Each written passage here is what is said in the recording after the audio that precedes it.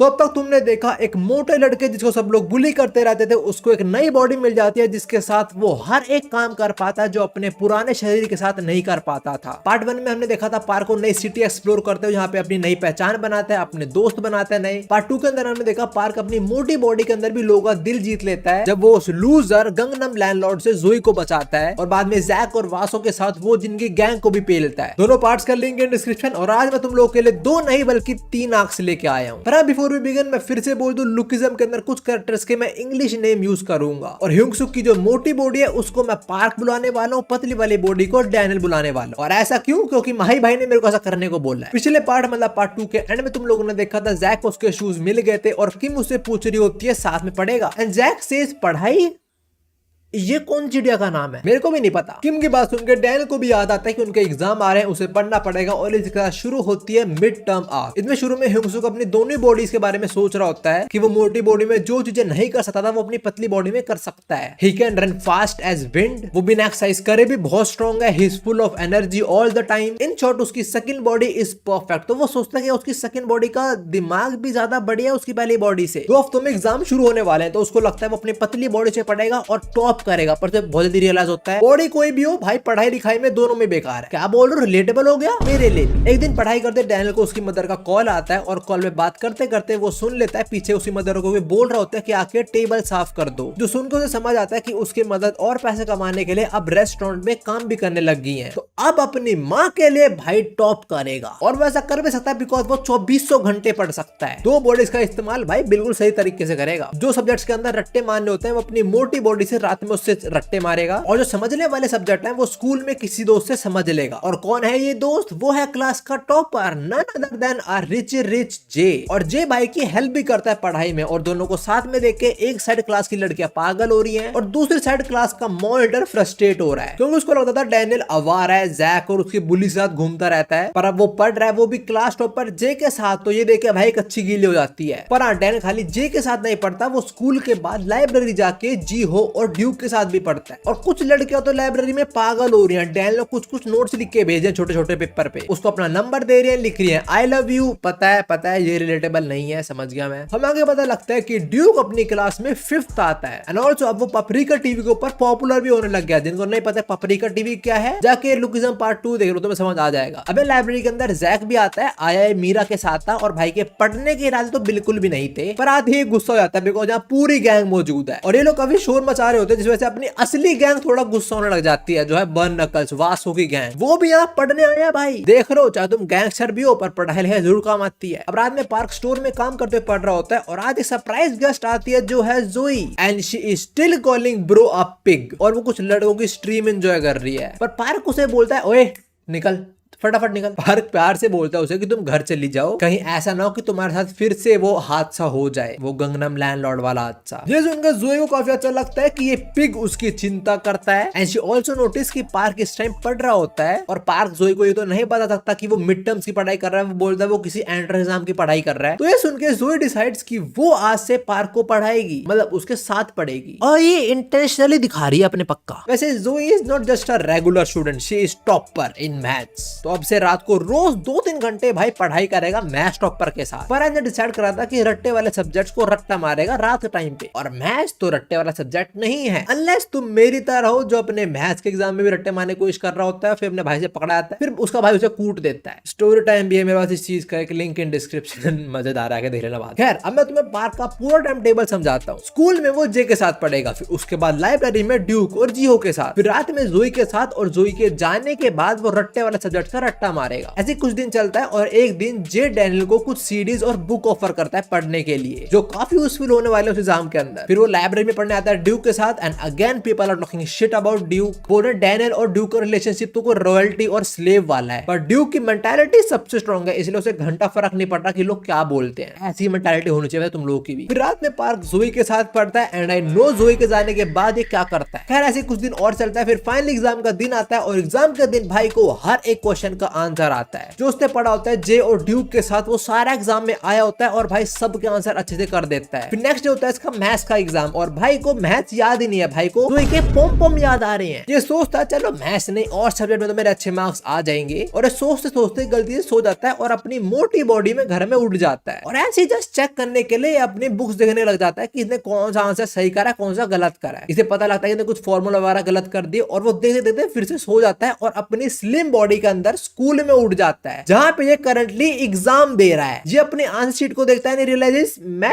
Cheating कर सकता हूँ, मतलब मैं यहाँ पे सोऊंगा, घर में उठूंगा, आंसर देखूंगा, वहां सो जाऊंगा, यहाँ पे बस उठ जाऊंगा। Brilliant idea. ये ऐसे ही करता है। फिर एग्जाम रिजल्ट्स आते हैं और भाई टॉप मार लेता है मिड टर्म्स के अंदर। बेचारा क्लास मॉनिटर पहले सेकंड आता था बिकॉज ऑफ जे, अब थर्ड आ रहा है। लड़के अभी भाई से impressed, Jay is also happy. Jack थोड़े गुस्से में बिकॉज भाई लास्ट आया है, पर हाँ डैनियल क्लास मॉनिटर को रोते हुए देख लेता है और उसे बहुत बुरा लगता है। वो बाद में अपनी मदर को कॉल करके भी बताता है, उसकी मदर भी काफी खुश होते हैं कि उसके बेटे ने टॉप करा है, पर डैनियल अंदर से बिल्कुल खुश नहीं है बिकॉज उसको यही लग रहा है कि उसने शॉर्टकट से अचीव करा है, उसने हार्डवर्क बिल्कुल नहीं करा। अगले दिन सुबह हम देखते हैं वासो को जो जॉगिंग करने से थोड़ी स्ट्रेचिंग कर रहा होता है और वो देखता है पार्क को, जिसे डिसाइड करा है कि वो आज से काम के बाद रोज 30 मिनट जॉगिंग करेगा। और जरा तुम पार्क को देखो, अगर यहाँ पे कोई और भी होता है ना वो पक्का इस पर असर होता है, इसका मजाक बना रहा होता, पर वास को वो ऐसा नहीं करता। और ऐसा क्यों है वो तुम्हें अगले पार्ट के अंदर पता लग जाएगा। तो अगले पार्ट के अंदर वास को बैक स्टोरी कवर करूंगा एंड वो सही में बहुत अच्छी है। खैर इसके साथ मिड टर्म आर्क खत्म होती है और शुरू होती है इसके बाद बूट कैंप आर्क। इस आर्क के अंदर अपने जे हाई के बच्चे जाते हैं बूट कैंप पे जहां कुछ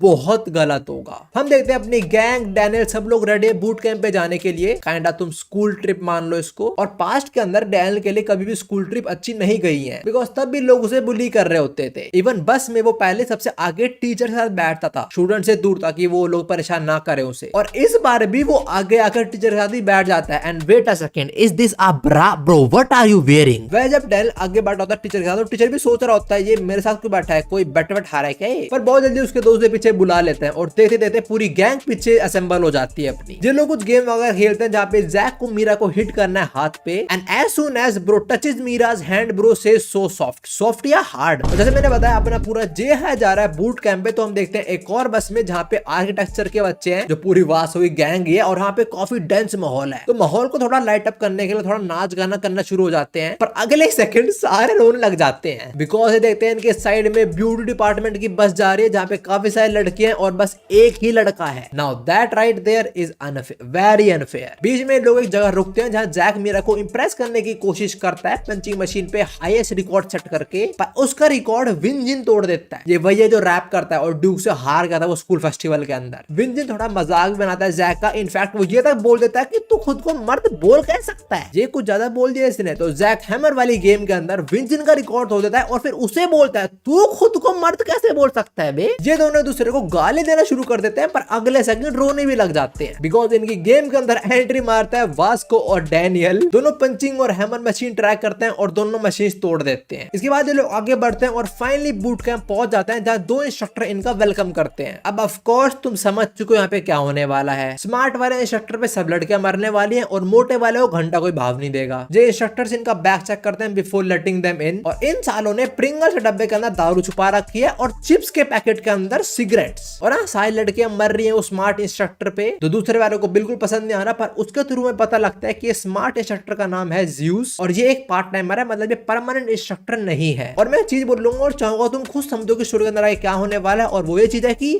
हाँ कुछ तो गड़बड़ है। चलो एक चीज और बोलता हूँ, जो जैसा दिखता है वैसा नहीं होता। और जरा ये देखो मीरा का भी दिल आ गया इस बंदे पे, come on Meera not you यार। अब इसके बाद ये लोग कुछ गेम्स खेलते हैं, फिर टैलेंट शो होता है जब बेकरी डिपार्टमेंट अपना टैलेंट दिखाते हैं। एंड आई होप ये कुछ अच्छा खाने वाला आइटम प्रिपेयर करें, कुछ उठपटांग चीज नहीं जो खा भी नहीं सके हम, मतलब हम नहीं वो लोग। ब्यूटी डिपार्टमेंट की लड़कियां डांस कर रही है। और मुझे ये बताओ ये टिकटॉक वाला डांस टैलेंट में कब से आ गया? अपना ड्यूक रैप पर सबका दिल जीत लेता है। फिर टैलेंट शो के बाद जब सब सो जाते हैं तब डो डैनियल और जैक को लेके आता है रूम के अंदर जहाँ पे ब्यूटी डिपार्टमेंट की लड़कियां हैं, पर जैक और डैनियल दोनों ही वहां से चले जाते हैं। और वो लड़के भी शौक हो जाते हैं बिकॉज उनको काम तो स्मार्ट लौंडो से ही था, इन लोगों से थोड़ी था। जैक डैनियल को ले जाता है मीरा के पास जहाँ अपनी गैंग पार्टी करती है और जहाँ सब लोग पीते हैं एक्सेप्ट फॉर मीरा। और पीने के बाद किम बेहोश, जैक कमजोर हो चुका है, डैनियल ताकतवर हो चुका है, जोई पक्का हॉर्नी हो चुकी है और इस चश्मे को छोड़ो। वैसे ये लोग भी पकड़े आते हैं पर सब नशे में होते तो गलती से सो जाते हैं और इंस्ट्रक्टर को लगता है कि तो सो रहे हैं, कुछ कर नहीं रहे गंदा काम। अब डैनियल सो हो गया तो अपनी मोटी बॉडी में उठ जाता है और वो सोचता है चलो फिर से मैं रनिंग करना शुरू करता हूँ। और वैसे डैनियल अपनी जॉब से छुट्टी लेके यहाँ पे आया होता है और उसे रनिंग करते हुए उसका बॉस देख लेता है तो सोचता है ये तो छुट्टी लेके कहीं घूमने गया तो यहाँ क्या कर रहा है ये। खैर वो जरूर चीज नहीं है, जरूर चीज है उसके बॉस का लैपटॉप। हम देते हैं इसके बॉस के लैपटॉप में ब्यूटी डिपार्टमेंट की लड़कियों की फोटोज हैं, साथ में किम की फोटोज भी,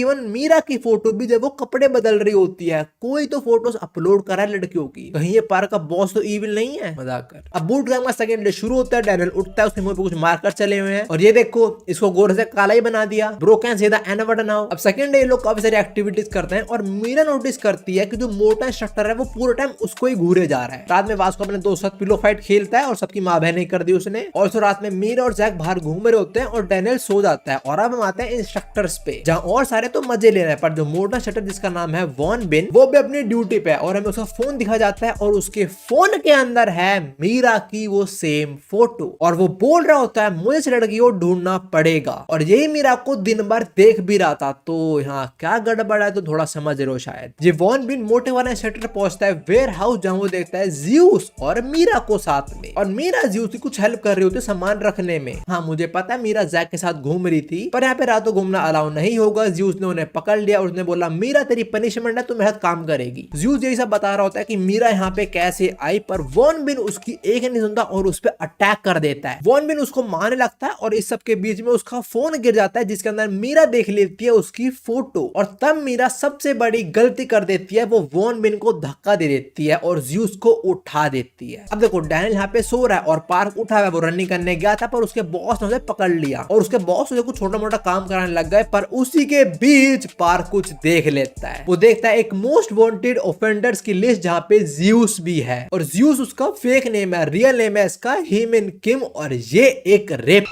मैं फिर से याद दिला दूं, मैं नाम गलत प्रोनाउंस करूं पर तुम समझ जाओ मैं क्या बोलना चाह रहा हूं, तुम फीलिंग समझो भाई की। अब आते हैं बूट कैंप पे जहां हीमिन अपने असली रंग दिखाना शुरू हो जाता है। उसने वॉन बिन को मार मार के उसे बेहोशी की हालत में कर दिया और उसकी बेहोशी की हालत में पता लगता है कि उसके पास हीमिन का फोन था और उसे पता लग गया था ये सारी फोटोज वगैरह हीमिन खींच रहा है। और वो पूरे दिन मीरा पे नजर बनाए नहीं बैठा था, वो पूरे दिन हीमिन पे नजर बनाए बैठा था और वो नोटिस कर रहा था कि मीरा के आसपास मंडरा रहा है, तो लग रहा था कि मीरा खतरे में हो सकती है, इसलिए वो यहाँ पे मीरा को बचाने आया था पर सब खराब हो गया। और इस पॉइंट तक मीरा भी समझ जाता है कि यहाँ पे क्या सीन है, वो चिल्लाने की कोशिश करती है पर हीमिन उसे एक पंच में साइलेंट कर देता है और बोलता है तुम कपड़े उतारने वाली हो या मैं उतारूं तुम्हारे। इसके बाद हमें हीमिन का छोटा सा फ्लैशबैक दिखाया जाता है जब उसकी लाइफ के छोटे मोटे इंसिडेंट देखते हैं जिससे हमें पता लगता है कि वो ऐसा बना कैसे। देखो just because he smart and handsome इसे कोई भी अपने कांड की सजा मिलती ही नहीं थी। जैसे बचपन के अंदर उसने बच्चे के स्नैक्स चुरा लिए तो टीचर ने उसको सजा ही नहीं दी इस चीज की, फिर बड़े होते सारी लड़कियां उस पर मरती थी, इवन एक लड़की जिसका बॉयफ्रेंड भी है वो भी इसके साथ कर रही होती है और ये बोलता है तेरा तो बॉयफ्रेंड है, पर वो लड़के बोलते हैं मैं तुम्हारे लिए किसी को भी छोड़ दूंगी। और इन सब चीजों के चलते इसके दिमाग में एक चीज बैठ गई कि ये तो हैंडसम है, कुछ भी करे ऐसा कुछ गलत नहीं हो सकता, या फिर सब लोग इसे माफ कर देंगे बिकॉज ये तो हैंडसम है, सब चाहते हैं इसको। इसकी बैक स्टोरी खत्म होती है, हम देखते हैं साला चड्डी में खड़ा हुआ है और मीरा को बोल रहा है मैं तेरे को बहुत प्यार करूंगा या प्यार दिखाऊंगा या दिखाने वाला है। इससे पहले कुछ करे वॉन बिन फिर से आता है मीरा को बचाने पर वो फेल हो जाता है और ये वॉन बिन को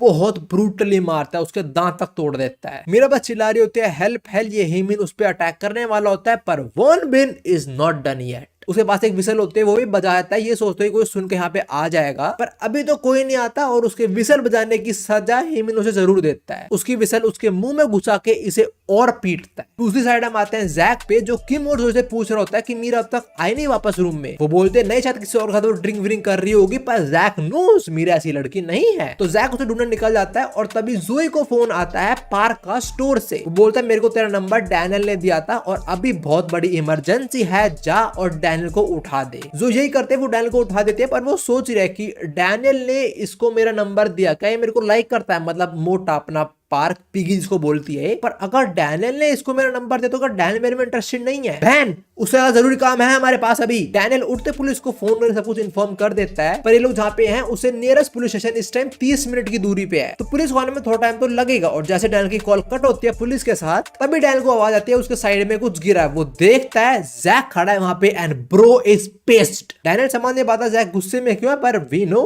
जैक ने डैनियल की सारी बातें सुन ली है और वो समझ चुका है कि मीरा इस टाइम खतरे में हैं। जैक भागता है मीरा को बचाने और डैनियल जोई से बात करता है और उसे पता लगता है कि मीरा अब तक वापस नहीं आई है, तो वो भी समझ जाता है कि मीरा खतरे में है इस टाइम। हम वापस आता है मीरा पे जहाँ वो डर के कोने में बैठी हुई है और हीमिन ने वॉन बिन को मार मारे उसी कुछ ऐसी हालत कर दी है और फिर मीरा पे अटैक करता है, उसको पंच करके उसे बेहोश कर देता है। जब उसे होश आता है वो कुछ ये देखती है। हीमिन मीरा की जींस तक खोल देता है। Meera tries to fight back पर तभी यहाँ का गेट खुल जाता है। हीमिन पीछे देखता है और गेट पे खड़ा है जैक जो अपना आपा खो चुका है। भाई वो क्या देख रहा है, एक लड़की जिससे वो प्यार करता है उसके मुंह पे खून लगा हुआ है, वो रो रही है, उसकी जींस खुली हुई है, उसका होने वाला है उसके सामने, वो होने देगा ऐसा? नो। जैक पागल हो जाता है, bro goes out of control और पागलों की तरह हीमिन पे अटैक करने आता है जो उसकी गलती होती है। जैक बिना कुछ सोचे समझे इस पे अटैक करने आ जाता है जिसका फायदा हीमिन उठाता है और उसे एक लॉक में फंसा लेता है। जैक लॉक में फंसे समझ आता है कोई आम लॉक नहीं है, this guy is not normal, इसको मुई थाई आती है। जैक डर्टी बॉक्सिंग करने का ट्राई करता है पर फेल हो जाता है और फिर हीमिन एक जोरदार नी इसके रिब केस पे मारता है जिससे इसकी रिब की कुछ बोन्स क्रैक हो जाती है। वो फिर से ये अटैक करने वाला होता है। जैक अपना रिब केस प्रोटेक्ट करता है पर इस बार हीमिन उसके मुंह पे नहीं मार देता है खींच के। अब देखो अगर जैक यहाँ बेहोश हुआ तो उसको पता है उसकी प्यारी का यहाँ पे क्या हो सकता है। भाई we are witnessing a Griffith Guts situation right here, like not exactly like that but थोड़ा लाइक दैट एक्लिप्स, समझ रहे हो। दूसरी साइड डैनियल अपनी पूरी गैंग के साथ मीरा को ढूंढ रहा होता है। They are calling out Meera Meera, पर ढूंढने की जगह बहुत बड़ी है तो टाइम लगेगा वाला ऑफ कोर्स। हम वापस आते हैं जैक पे जहाँ उसके दोनों हाथ की हड्डियां टूट चुके हैं, साथ में मुझे कुछ रिब केज भी बोन्स क्रैक हो चुकी है, but bro is still standing. Jack मन में सोच रहा होता है कि वो हिल भी नहीं सकता, उसे नहीं पता वो कैसे हराएगा हीमिन को, पर उसे इतना पता है वो हार तो नहीं मान सकता क्योंकि इस टाइम बात उस तक है ही नहीं, इस टाइम बात मीरा तक आ चुकी है। हीमिन जैक को किक करने आगे बढ़ता है और अगर ये किक लग जाएगी तो जैक खत्म हो जाएगा, पर वॉन बिन उसका पैर पकड़ लेता है। इसका फायदा जैक उठाता है और अपने टूटे हुए हाथों से वो डैम। कुछ देर बाद पुलिस डैनियल सब लोग यहाँ पहुंचते हैं और वो क्या देखते हैं, वो देखते हैं एक अनकॉन्शियस स्टेट में एक लड़का जिसके हाथ टूटे हुए हैं, वो अपने टूटे हुए हाथों से भी एक बंदे के मुंह पे मुक्के मारे जा रहे हैं। Meera is trying to stop Jack but वो उस स्टेट में ही नहीं है भाई, वो यहाँ पे आया था एक काम करने और वो अब भी वही काम कर रहा है। He is beating the shit out of this. भाई जब मैंने ये सीन देखा था कि जैक अपने टूटे हुए हाथों से अनकॉन्शियस कंडीशन के अंदर भी हीमिन को मारे जा रहा है, ओ भाई क्या सेटिस्फैक्शन मिला मुझे देख के। खैर पुलिस को अरेस्ट कर लेती है और साला अरेस्ट होने के बाद भी इतनी गंदी नजरों देख रहा है मीरा को। वॉन बिन की हालत भी खराब है but bro is happy he saved a girl. कुछ बच्चे इसका अब भी मजाक बना रहे होते हैं पर जैक इसका स्टैंड लेता है। Even he bows in front of Won Bin showing his respect. इसके बाद मीरा जैक से मिलते हैं और अपने पसंदीदा औरत के सामने हर कोई तगड़ा बनता है भाई। जैक भी टफ बनने की एक्टिंग करता है पर बहुत जल्दी बेहोश हो जाता है बिकॉज बहुत सीरियसली इंजर्ड हुआ है। इसको इतनी इंजरीज आई है कि 2 महीने के लिए तो हॉस्पिटल में एडमिट है और ऑफ कोर्स मीरा इसका ध्यान रखेगी। और बात करें हीमिन की तो डिटेंशन सेंटर पहुंच जाता है और ये साला वहां पहुंच इंट्रोडक्शन दे रहा है अपने सेलमेट्स को कि मेरा नाम ये, मैं इस केस में यहाँ पे आया हूँ। और ये साला बाकी इनमेट्स को परेशान करने की कोशिश करता है पर यहाँ पे एक बंदा है जो तुमने सोचा भी नहीं होगा और वो है Gangnam landlord. And for some reason bro still thinks कि जोई उसकी वाइफ है। डिटेंशन सेंटर नहीं, भाई को मेंटल असाइलम भेजो। पर विद दिस बूट का मार्क खत्म हो जाती है और इसके बाद शुरू होती है पेवलोव्स डॉग आर्क। नहीं ये कोई कुत्ते से रिलेटेड आर्क नहीं है पर इसका नाम ये कुत्तों वाला क्यों है तुम्हें एंड तक पता लग जाएगा। सब लोग बूट कैंप से वापस आ जाते हैं। पार्क अपनी जॉब पे जाना शुरू करता है। उसका बॉस वो पेचक देता है, मतलब सैलरी, साथ में थोड़ा और कैश देता है ताकि वो अपनी मदर या अपने पेरेंट्स के लिए कुछ गिफ्ट ले सके। कुछ दिनों की इनकी हॉलीडेज हो जाती है और तो थैंक्सगिविंग इज वेरी नियर। तो पार्क डिसाइड करता है कि वो इन छुट्टियों के अंदर अपने घर वापस चला जाएगा अपनी मोटी बॉडी के अंदर एंड ऑल्सो अपनी मदर के लिए कुछ गिफ्ट भी ले लेगा। पार्क अपनी मदर के लिए कोई ड्रेस लेने जाता है एंड एज यूजुअल एम्प्लॉय उसको देख के उसको लुक से जज करना शुरू हो जाते हैं, उसको नीचे दिखाना शुरू हो जाते हैं, बोलते हैं सारा एक्सपेंसिव आइटम है, तू कब खरीदेगा साले गरीब हाट। पर सिर्फ पार्क ने इतना पैसा जोड़ा होता है कि वो अपनी मदर के लिए एक ड्रेस ले लेता है। फिर वो अपने होम टाउन जाने के लिए बस में बैठते हैं जहाँ उसकी सीट एक लड़की के साथ है और ये लड़की भी उसको ट्रीट करने वाले गंदी तरीके से। खैर पार्क को आदत हो चुकी होगी ऐसे रिएक्शंस की अब तो। पर वो फाइनली अपने होम टाउन आ जाता है जहाँ वो नोटिस करता है कुछ ज्यादा बदला तो नहीं है और वो 2 महीने के लिए गया था बस। पार्क अपने घर जाने के लिए निकलता है पर तभी एक बंदा उसको पीछे से बुलाता है। ना ये कौन है पार्क एग्जैक्टली इसको नहीं जानता पर पार्क को पता है ये वो लड़का है जो पार्क को बुली होते हुए देखता जरूर था। पार्क और ये थोड़ी देर बैठ के बातें करते हैं पर पार्क नोटिस करता है ये अपने फोन में लगा हुआ है और किसी से बातें कर रहा है। पर हाँ पार्क को ये फ्रेंडली लग रहा होता है। नहीं है फ्रेंडली। पार्क इसको बोलता है मेरे को ये जाना है, देरी हो रही है, पर तभी इसके मुंह पे आके एक फुटबॉल लगती है। पार्क देखता है उसके ओल्ड बुलीज वापस आ चुके हैं और उनको यहाँ पे इसी लड़के ने बुलाया है, क्योंकि पार्क के स्कूल छोड़ने के बाद उन बुलीज का नया शिकार ये लड़का बन गया। तो ये साला सोचता है मैं कमजोर हूँ इसलिए मैं बुली नहीं होता, मैं खुद के लिए फाइट बैक नहीं कर सकता इसलिए बुली नहीं होता, मैं बुली हो रहा हूँ बिकॉज ये स्कूल छोड़े चला गया। और ये बुलीज में जरा इसको देखो ब्रो, मेसी। खैर ये बुलीज जो पहले करते थे अब भी वही करते हैं, पार्क को लूट लेते हैं, सारा पैसा ले लेते हैं उसका जो उसने सेव किया होता है अपनी मदर को देने के लिए। इवन ये वो पैसा भी ले लेते हैं जो उसकी मदर ने दिया था उसको कैफे के टाइम पे। पार्क इनको बोलता है कि मेरे को एटलीस्ट वो पैसा वापस दे दो, और ये बुलीज पार्क को सुनाने लगता है कि तू साले इतना बड़ा हो गया तू हमें उल्टा जवाब देगा। ये पार्क का शोल्डर दबाने की कोशिश करता है पर वास्तव कंपेयर में दिस इज नथिंग, पार्क इसको बहुत इजीली ओवर पावर कर देता है। फिर दूसरा बुली मतलब मेसी अपना लेफ्ट फुट से अटैक करता है पर पार्क उसे भी पकड़ लेता है। ब्रो पार्क ने मेसी का लेफ्ट फुट रोक दिया, डैम, बड़े बड़े गोल के बनी रोक पाए, पार्क ने रोक दिया। पार्क है 1v2 कर देता है, वो सोच रहा है मैं इन दोनों को पेड़ दूंगा साथ में, पर फिर एक आवाज आती है और भाई की कच्ची गीली हो जाती है। ये आवाज होती है लोगन की, ये वही बंदा जो पार्क को सबसे ज्यादा बुली करता था, मतलब इन बुलीज का लीडर काइंड ऑफ। और लोगन जब भी पिकाचू बोलता था पार्क पीका बोलता था, और लोगन को देख के पार्क इतना डर जाता है कि लोगन ऐसी पिकाचू बोलता है, और जो नया बकरा है इनका वो और पार्क दोनों ही पीका बोलते हैं। देखो जब तुम किसी कुत्ते को बेल बजा के खाना देते हो और अगर तुम काफी बार करने लगते हो तो कुत्ते को लगता है कि अगर बेल बजे तो मतलब खाना मिलेगा, चाहे तुम बिना बेल बजा दो पर कुत्ते को ऐसा लग रहा है कि उसे खाना मिलने वाला है। और पार्क के केस के अंदर वो कुत्ता पार्क है, खाना डर है और बेल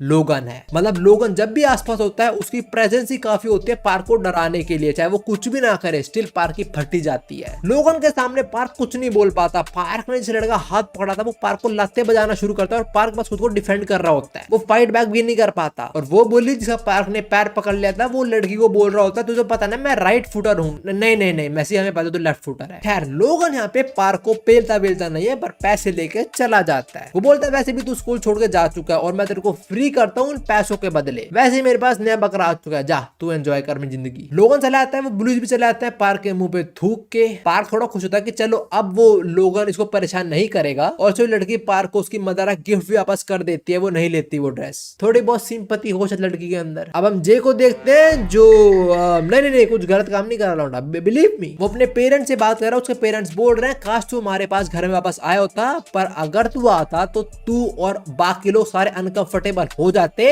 तो थैंक यू तू यहाँ पे नहीं आया। What the heck. And also say इस बार भी हम तुझे नहीं मिल पाएंगे, थैंक यू समझने के लिए, बाय बाय। ये इसके पेरेंट्स और इसका कुछ तो मांजरा है गलत, बनती नहीं लोगों की। वैसे इस टाइम जे सोलो ट्रिप पे जाने का डिसाइड कर रहा है। वापस आते हैं पार्क पे, जो अपनी मदर को इस टाइम ढूंढ रहा होता है, वहां जाके जब उसकी मदर काम करती है और पार्क की मदर की जो कोवर्कर हैं वो भी पार्क से अपने बेटे को कंपेयर करना शुरू हो जाते हैं कि मेरा बेटा उससे बढ़िया है इससे। देखो एक चीज बिल्कुल सच्ची दिल से बता रहा हूँ, मैं इरिटेट हो चुका हूँ इस पॉइंट पे आके इस चीज से। तो मैं समझ रहा हूँ लुकिज्म के अंदर हम ये देख रहे हैं कि हर कोई तुम्हें लुक से जज करता है, जो बिल्कुल सच बात है, और इस मानवा के अंदर मोटे लोगों की कोई इज्जत नहीं है अनलेस तुम बहुत स्ट्रॉन्ग हो। ये देखते देखते मैं परेशान हो चुका हूँ, सच बता रहा हूँ। मतलब मुझे बहुत रिपीटेड फील हो रहा है चीज। खैर पार्क अपनी मदर को ढूंढ लेता है जिसपे एक लेडी चिल्ला रही होती है। तो मैं थोड़ा और पैसा कमाने के लिए पार्क की मदर कुछ गत्ते वगैरह इकट्ठा करती है उनको बेचने के लिए, तो वही कर रही होती है, पर एक लेडी चिल्ला रही होती है कि आप हमारे गत्ते इकट्ठे मत करो, हमें किसी और को बेचने होते हैं। रात में पार्क अपनी मदर को गिफ्ट देता है and she is really happy to receive it, और वो पार्क के लिए ढेर सारा खाना ही बनाती है। पार्क बोलता है इतना सारा खाना, और पार्क की मदर बोलती है चिंता मत कर, तो पढ़ाई लिखाई कर और पैसा कमाने का सारा चिंता मेरे पे सौंप दे। ये सुनते ही पार्क को उसकी मदर के दिए हुए वो $5 याद आते हैं। उसे समझ आता है कि वो पैसे कमाने के लिए भी उसकी माँ ने कितनी मेहनत करी होगी, तो वो क्या ऐसे उन पैसों को जाने देगा? नो। पार्क अपनी मदर को बोलता है आपको याद है वो लड़का जो मेरे साथ रहता है, अपनी दूसरी बॉडी की बात कर रहा है। उसकी मदर बोलती है हाँ वो तो बहुत अच्छा लड़का। तो पार्क बोलता है इस वेकेशन वो अकेला है तो क्या वो यहाँ पे आ सकता है। पार्क का प्लान ये है कि वो अपनी स्ट्रॉन्ग बॉडी को यहाँ पे लेके आएगा जिससे वो लोगन को पीटेगा और उसे $5 वापस ले लेगा। हम आता है डैनियल पे जो बस स्टॉप पे अपनी बस का वेट कर रहा होता है, जहाँ पे वो मिलता है जे से। अब और दो जे सोलो ट्रिप पे जा रहा था पर वो टिकट को फेंक देता है कूड़ेदान में, और वो डिसाइड करता है जहाँ पे डैनियल जा रहा है वो वहीं पे जाएगा। वो बोल देता है कि मेरे को भी इस जगह पे कुछ काम है तो मैं भी तेरे साथ चल लेता हूँ। जे ज्यादा बोलता नहीं है नहीं है, वो बस मुंडी हिलाता है, हाँ ना कर देता है, बस ऐसा ही है वो। पर हाँ लौंडा हेल्प बहुत करता है। खैर ये दोनों पारे घर पहुंचते हैं, उसकी मदर उनका वेलकम करती है और वो उनसे माफी मांगते हैं, घर में गेस्ट आए हैं और सारा घर बिखरा हुआ है, मैं सफाई भी नहीं कर पाई। डैनियल बोलता है कोई नहीं मैं आपकी हेल्प कर दूंगा, पर पार्क की मदर उसे मना कर देता है कि नहीं नहीं गेस्ट से काम थोड़ी करवाते हैं। इनकी ये बातें पार्क का पूरा घर जो एक कमरे का ही है जे सब कुछ ऑब्जर्व कर रहा होता है। अब डैनियल अपनी मोटी मोटी दिखाता है जे को और बोलता है ये मेरा दोस्त है, मैं इसी की यहाँ पे हेल्प करने आया हूँ, ये मेरे साथ रहता है। फिर वो सो जाता है और अपनी मोटी बॉडी में उठ जाता है और फिर पार्क और जे बातें करते हैं और जे पार्क को एक च्युइंगम ऑफर करता है जो जेस्टर पार्क को बहुत अच्छा लगता है। अब पार्क जे को बताता है कि डैनियल यहाँ पे एग्जैक्टली आया क्यों है। पार्क की मदर ने डैनियल को $5 दिए थे जो पार्क से किसी ने छीन लिए और वो $5 उसकी मदर ने ये कार्डबोर्ड बेच के ही कमाए थे। अब $5 काफी कम है पर डैनियल के लिए काइंड ऑफ वो एक लकी चार्म है, इसलिए वो यहाँ पे वो पैसे वापस लेने आया है। ये सुनकर जैक को याद आता है कि पार्क की जो मदर है वो बोल रही थी कि तू मेरे बेटे समान है, मुझे अपनी माँ ही समझ और इसे अपना घर ही समझ। तो अब जे डिसाइड कर लेता है कि वो डैनियल की हेल्प करेगा उन पैसों को लेने में। सी शिफ्ट होता है लोगन पे जो अपने सीनियर्स को पैसे दे रहा होता है जो अपने जूनियर से बच्चों से लेता है और पैसे कम होने के कारण इसके सीनियर्स को पीट देते हैं। वो बोलते हैं बेटे तुम्हारी सेम गैंग का इसलिए इस बार छोड़ रहे हैं, अगली बार सारे पैसे चाहिए हमें। इस सबसे लोगों को काफी गुस्सा आता है और अब हमें पता लगता है कि लोगन एग्जैक्टली है कौन। एक बड़ी सी बिल्डिंग देखते हैं जो ऑफ कोर्स जे की है और जे ने अपने मैनेजर से बोला होता है कि लोगन के बारे में पता करो कौन है लौंडा। उसका मैनेजर बताता है कि इसका पूरा नाम है लोगन ली और ये तुम्हारी सेम एज का ही है। लोगन काफी बच्चों को बुली भी करता है and is also black belt in jujitsu और वो कितना स्ट्रॉन्ग है हमें अब दिखाया भी जाता है। इसने अपने सारे सीनियर्स पेल दिए, सबको एक अकेले पेल दिया भाई ने और सारे पैसे भी ले लिए उनसे जो इसने उनको दिए थे। और जाने से पहले बोलता भी है तुम लोग जिसके लिए पैसा इकट्ठा करते हो ना, अगर उसको मेरे से कोई दिक्कत है तो आके बात कर ले मेरे से। और इसका एक सीनियर बेहोशी के हालात में मन में बोल रहा होता है कि लोगों तेरे को नहीं पता तो किससे पंगे ले रहा है। हमें बंदा भी रिवील नहीं किया जाता पर याद करो कौन है वो बंदा जो पैसे कलेक्ट करता है पर अब वो कलेक्शन करना छोड़ चुका है। It is none other than Gun, वह है जिसकी सीनियर्स बात कर रहे हैं। अब हम आते हैं डैनियल पे जो जा रहा होता है लोगों से पैसे लेने, पर वो बाहर देखता है उसके घर के बाहर बहुत सारे कार्डबोर्ड पड़े हुए हैं। वो अपनी मदर से पूछता है, उसकी मदर बोलती है पास में ही एक होटल से सुबह सुबह यहाँ पे आए हैं। और पास वाला होटल किसका है भाई, ये जे दिल जीता जा रहा है हमारा बार बार। चलो उस पे आते हैं जो लोगों के सामने आ चुका है डैनियल के $5 लेने। इनकी फाइट हम देखेंगे पर अभी हम सीनियर्स पे आते हैं जो गन कॉलर के बता रहे होते हैं कि लोगन ने क्या करा, उनको ही कूट दिया और पैसे भी ले गया। गन बोलता है देखो मैं तो बात नहीं करने वाला लोगन से, मैं सब काम छोड़ चुका हूँ। पर गन बोलता है मैं गो को बोल दूंगा कि वो जाके लोगन से बात कर ले क्योंकि उसकी रिस्पॉन्सिबिलिटी है पैसा कलेक्शन की। नाउ अब ये गो कौन है इसके बारे में तो पता लगेगा वासो की बैक स्टोरी के अंदर। अभी बस इतना समझ लो bro is a total package of strength and brain. गन की कॉल कट होती है और हम देखते हैं गन के साथ वही लड़की बैठे हैं जिसके पास पार्क की तरह 2 बॉडीज हैं। इसका नाम क्रिस्टल है वैसे। और ये वही वो दिन वाले इंसिडेंट के बारे में बात कर रही होती है कि यूही ने तो बुलाया था उनकी हेल्प करने पर, तू गया ही नहीं। गन बोलता है मैं गया था पर मुझे वहां पे उनकी हेल्प करने की जरूरत ही नहीं पड़ी बिकॉज वहां पे वो बंदा था जिस पे मेरे को नजर रखने बोला है प्रेसिडेंट ने। They are talking about Daniel. और यहाँ पे एक सेलिब्रिटी भी होता है और ये बोल रहा होता है मैं जाके देखना चाहता हूँ कि वो कौन बंदा है जिसको प्रेसिडेंट ने बोला इस पे नजर रखो। हाँ मैं बिल्कुल समझ रहा हूँ कुछ कैरेक्टर्स एकदम से आ चुके हैं, चिंता मत करो, सबके बारे में पता लग गया धीरे धीरे हमें। अब हम फाइनली आते हैं लोगन और जे के मैच पे जहाँ जे बहुत अच्छा लड़ रहा है उससे। वो लोगन के हर एक पंच को डॉज करे जा रहा है और उसको काउंटर भी करे जा रहा है, पेले जा रहा है वो भाई इसको। जे इतना अच्छा लड़ रहा है कि लोगन समझ आता है कि इसके अगेंस्ट में जुजुत्सु काम ही नहीं आने वाली। सो लोगन ट्राइज टू प्ले डर्टी। वो जे के सामने वो पैसे फाड़ने का ट्राई करता है। ऑफ कोर्स वो नहीं फाड़ेगा बट पैनिक में आके जे उसके पास आ जाता है पैसे लेने के लिए और इसी का फायदा उठा के लोगन जे के बाल पकड़ लेता है, उसे मुंह पे पंच करता है और फिर उसे एक लॉक में पकड़ लेता है। और ये काफी डेडली लॉक है बिकॉज बहुत जल्दी जे बेहोश हो जाता है। अगर थोड़ी देर और लॉक लगा रहा तो जे को सांस ही नहीं आएगा, वो मर सकता है। पर तभी यहाँ एंट्री मारता है डैनियल जिसे लड़ने के लिए लोगन को जे को रिलीज करना पड़ता है। पर वो डैनियल को ग्रैब करने की कोशिश करता है पर डैनियल बहुत इजीली उसको डिफ्लेक्ट कर देता है उस अटैक को। ये सब देख के लोगन डर जाता है कि कौन है भाई ये लोग, मेरा अटैक इन पे नहीं लग पा रहा, ये मेरे को डॉज कर रहे हैं, क्या हो रहा है आज। डैनियल जे को चेक करने जाता है पर तभी उसके पीछे लोगन आ जाता है जो उसे पूछता है कि तुम कौन हो, किसने भेजा तुम्हें। और लोगन को अपने पीछे ऐसे देख के डैनियल की फट जाती है, भाई की अच्छी गीली हो गई। इवन दो डैनियल इस टाइम स्ट्रॉन्ग बॉडी के अंदर है, इवन दो वो एडवांटेज में हो, स्टिल भाई का ट्रॉमा। डैनियल डर के मारे कांपने लगता है पर लोगन ही फाइट से बैक ऑफ हो जाता है। वो बोलता है अपने दोस्त को ले और निकल यहाँ से। लोगन टफ दिखने का एक्ट कर रहा है पर एक्चुअली में वो डिसएडवांटेज के अंदर है बिकॉज वो ऑलरेडी थका हुआ है और उसे पता है अगर वो लड़ेगा तो चांसेस हैं वो हार सकता है। पर हाँ लोगन इसे नहीं लड़ता और चला जाता है। और डैनियल यहाँ पे सोच रहा होता है चलो अब क्या क्या लड्डू मैं, उसने शायद $5 वो स्पेंड भी कर दिए होंगे। अब थोड़ी देर बाद जे की आंख खुलती है और वो देखता है डैनियल उसे अपनी बैग पे कैरी कर रहा है। डैनियल जे को लोगन के बारे में बता रहा होता है, पर तब भी जे इसके सामने उसके पैसे रख देता है। पैसे को देखते ही डैनियल को इतना बुरा लगता है कि वो वहीं पे रोने लग जाता है कि वो अपने पैसे लोगों से ले भी नहीं पाया। उसको इस चीज का बहुत बुरा लगता है कि मैं बस शरीर बदल पाया और कुछ नहीं बदला मेरी लाइफ के अंदर। और डैनियल को रोते हुए देख जे को लगता है कि वो भारी है, इसलिए डैनियल रो रहा है। तो जे उसकी बैग से उतर जाता है और उसको बोलता है कि आ तू मेरी बैग पे आ जा, मैं तो कैरी कर लूंगा। देखो देखो देखो सुनो मेरी बात, नहीं नहीं नहीं नहीं बिल्कुल नहीं, ही इज नॉट गे। जे को डैनियल पसंद है in a good way, not in a bad way, ठीक है। इसके बाद हम उस स्टोर पे आते हैं जहाँ से पार्क ने अपनी मदर के लिए गिफ्ट लिया था। वो यहीं पे अपनी मदर के साथ आया होता है वो ड्रेस चेंज करवाने, बिकॉज उस ड्रेस के अंदर ऑलरेडी एक दाग था। पर ऑफ कोर्स एम्प्लॉय देखते हैं एक मोटा है यहाँ पे, तो ये तो झूठ ही बोल रहा होगा। तो एम्प्लॉय उसकी ड्रेस चेंज करने से मना कर देता है। पर यहाँ पे एंट्री मारता है फिर जे, जो बोलता है ओए